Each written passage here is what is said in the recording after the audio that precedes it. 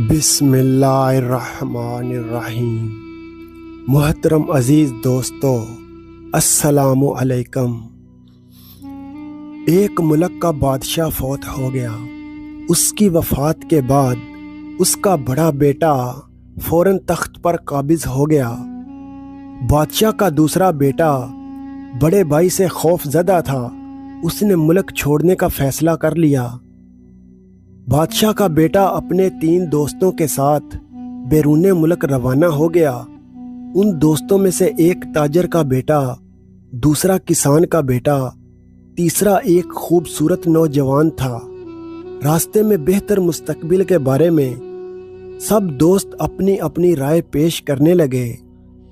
سب سے پہلے کسان کا بیٹا کہنے لگا، محنت سے انسان سب کچھ بنتا ہے، باقی سب باتیں بیکار ہیں۔ تاجر کے بیٹے نے ان الفاظ میں اپنی رائے کا اظہار کیا اور بولا، عقل اور حسن تدبیر سب سے بڑا ہتھیار ہے، یہ نہ ہو تو انسان ناکام ہے۔ اب نوجوان کی باری تھی۔ وہ بولا کہ حسن و جمال سب سے بڑی نعمت ہے۔ بادشاہ کا بیٹا اللہ کی ذات پر بھروسہ کرنے والا، نہایت تدبر و تفکیر کرنے والا انسان تھا۔ سب کی باتیں غور سے سننے کے بعد کہنے لگا، سب اپنی اپنی جگہ درست ہے، مگر سب سے بڑی چیز اللہ کی رضا اور قدرت ہے۔ اس کی ذات کا فیصلہ ہی ہر چیز پر غالب ہے۔ جب تک تمہارا عقیدہ تقدیر پر مکمل نہ ہو، اس وقت تک راحت و سکون حاصل نہیں ہو سکتا۔ کسان کا بیٹا کہنے لگا، ہمارے پاس کھانے پینے کے لیے کچھ نہیں، اب پتہ چلے گا کہ کس کی بات ٹھیک ہے۔ سب اپنی رائے آزماتے ہیں۔ یہ لوگ چلتے چلتے دوسرے ملک میں داخل ہو گئے۔ اب یہ چاروں دوست اس شہر میں اجنبی تھے۔ انہوں نے ایک صحرا میں پڑاؤ ڈالا۔ پہلے دن انہوں نے کسان کے بیٹے کو کہا، آج ہم دیکھیں گے کہ محنت کے کیا فائدے ہیں۔ جاؤ اپنی محنت سے آج کے کھانے کا انتظام کرو۔ کسان کا بیٹا اٹھا اور جنگل کا رخ کیا، لکڑیاں توڑیں اور شہر میں آ کر 2 درہم کی بیچ دیں۔ 1 درہم کا کھانا لیا اور دوسرا درہم اپنے پاس محفوظ کر لیا۔ ساتھیوں کے پاس آ کر انہیں بھی کھلایا۔ سب نے اس کو شاباش دی۔ اگلے دن تاجر کے بیٹے کا نمبر تھا کہ وہ عقل اور حسن تدبیر کا مظاہرہ کرے۔ وہ اٹھا اور ساحل سمندر پر آیا۔ سمندر سے سامان سے لدی کشتی ساحل کی طرف آ رہی تھی۔ تاجر کا بیٹا کشتی میں بیٹھ گیا۔ دوسرے راستے سے چپکے سے لدی کشتی کے مالک کے پاس پہنچا۔ اس سے سامان کا بھاؤ تاؤ کیا۔ ادھار پر سارا سامان 100 درہم میں خرید لیا۔ جب وہ کشتی ساحل پر پہنچی تو مقامی تاجر انتظار میں تھے۔ تاجر کا بیٹا ان کے پاس آیا۔ سارا سامان 1100 درہم کے عوض بیچ دیا اور 100 درہم سامان کے مالک کو دیے، باقی جیب میں ڈالے۔ دوستوں کے لیے بہترین کھانا لیا، ان کو خوب سیر کروائی۔ سب نے اس کے حسن تدبیر کی تعریف کی۔ اگلے دن خوبصورت نوجوان کا نمبر تھا، جس کا کہنا تھا کہ انسان خوبصورتی کے بل بوتے پر کامیابی حاصل کرتا ہے۔ دوستوں نے کہا، آج ہم دیکھیں گے کہ آپ کا حسن ہم کو کیسے کھانا کھلائے گا۔ وہ اٹھا اور شہر کی طرف روانہ ہو گیا۔ ایک گھر کے باہر درخت کے نیچے بیٹھ گیا۔ اوپر سے ایک خاتون نے اسے ایک کھڑکی سے جھانکا کہ ایک خوبصورت نوجوان پریشان بیٹھا کچھ سوچ رہا ہے۔ اس نے بلا کر کھانا کھلایا اور مسافر جان کر پریشانی کی وجہ پوچھی تو اس نے دوستوں کا قصہ سنا دیا۔ خاتون نے نوجوان کو کچھ رقم تھما دی۔ نوجوان سب کے لیے کھانا لے آیا۔ سب نے اس کو بھی سراہا۔ اب بادشاہ کے بیٹے کی باری تھی۔ سب سوچنے لگے کہ کسان کے بیٹے نے بھی محنت کی اور تاجر نے بھی تجارت کی، نوجوان نے بھی کچھ کر ہی لیا، مگر اب بادشاہ کا بیٹا جو کہتا ہے کہ اللہ کا فیصلہ اور رضائے تقدیر ہر چیز پر غالب ہے، یہ کیا کر کے دکھائے گا۔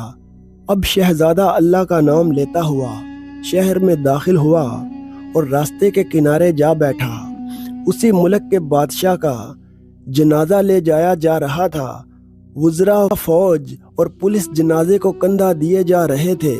شہزادے کو راستے میں بیٹھا دیکھ کر پولیس آفیسر نے اس کو ڈانٹا کہ شرم نہیں آتی، بادشاہ کا جنازہ جا رہا ہے اور تم اس طرح بیٹھے ہو۔ بادشاہ کو دفنانے کے بعد جب پولیس آفیسر واپس آیا تو دیکھا کہ شہزادہ اب بھی وہیں بیٹھا ہے، تو فوراً اس کو گرفتار کر کے جیل میں ڈال دیا۔ اب وہ دوست انتظار کر رہے تھے۔ واپس نہ آ جانے کی وجہ سے قیاس آرائیاں کرنے لگے۔ وہ شہزادے کو ڈھونڈنے شہر کی طرف چل پڑے، لیکن شہزادہ جیل میں بند تھا۔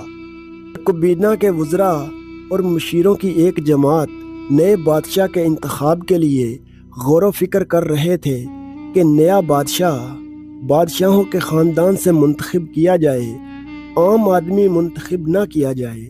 مگر بادشاہ کا کوئی وارث نہیں تھا۔ بڑے وزیر نے اعلان کروایا کہ تم میں سے کوئی ہے جو بادشاہوں کے خاندان سے تعلق رکھتا ہو، وہ ہاتھ کھڑا کر دے۔ مگر کابینہ میں کوئی ایسا بندہ نہ تھا۔ پھر پولیس آفیسر کہنے لگا، ایک بندہ ہے جس کو میں جانتا ہوں اور وہ میرے پاس جیل میں قید ہے، وہ شہزادہ معلوم ہوتا ہے۔ اس کو حاضر کرنے کا حکم ہوا۔ شہزادے کو کابینہ کے سامنے لایا گیا اور پوچھا، آپ کون ہو اور یہاں کس غرض سے آئے ہو؟ شہزادہ بولا، میں فلاں فلاں ملک کے بادشاہ کا بیٹا ہوں، باپ مر گیا اور بڑا بھائی بادشاہ بن گیا، میں اس سے خوف زدہ تھا، جان کے خوف سے ملک چھوڑ دیا۔ تمام کابینہ نے اس کی بات کو قبول کر لیا اور اس کے ہاتھ پر بیعت کر لی اور اسے اپنے ملک کا بادشاہ منتخب کر لیا۔ شہزادے کے منہ سے بے ساختہ نکلا، یقیناً اللہ کا فیصلہ تمام تدبیروں پر غالب ہے۔ اب وزراء نے بادشاہ کو ملک کی سیر کرانے کے لیے باہر نکالا۔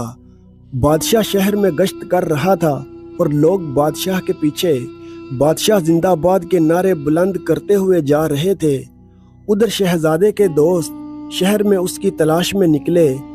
جب انہوں نے شہزادے کو اس حالت میں دیکھا تو سمجھ گئے اور بے ساختہ بول اٹھے، بے شک اللہ کا فیصلہ تمام تدبیروں سے بڑھ کر ہے۔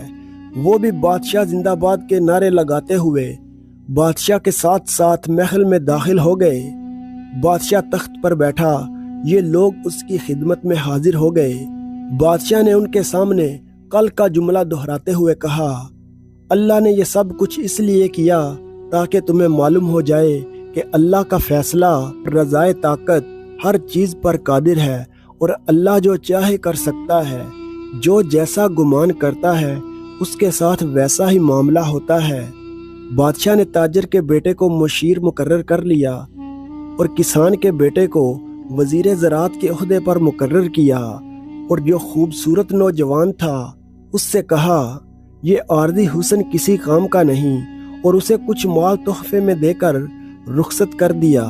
دوستو، اس واقعہ سے ہمیں یہ پتہ چلتا ہے کہ انسان کی تمام تدبیریں اللہ کی قدرت کے آگے بے بس ہیں۔ ہوتا وہی ہے جو اللہ تعالیٰ نے انسان کی قسمت میں لکھا ہو۔ دوستو، اگر ویڈیو اچھی لگی ہو تو ویڈیو کو لائک کریں اور چینل کو سبسکرائب کریں۔ شکریہ۔